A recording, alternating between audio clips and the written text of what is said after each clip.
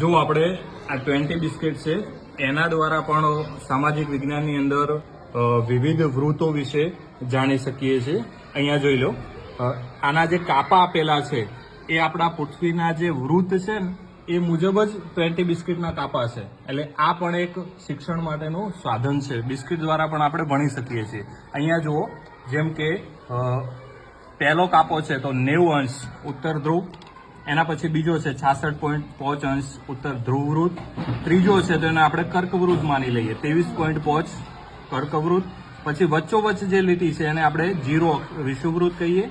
એના નીચે આવીએ દક્ષિણ ગોળાર્ધમાં તો 23.5 મકરવૃત્ત, 66.5 દક્ષિણ ધ્રુવ વૃત્ત અને 90 અંશ સૌથી નીચેનો જે કાપો છે એ 90 અંશ એને આપણે દક્ષિણ ધ્રુવ તરીકે ગણીએ. તો આ બિસ્કિટ છે આપણને ખાવામાં પણ કામ આવે છે અને સાથે સાથે ભણવા માટે પણ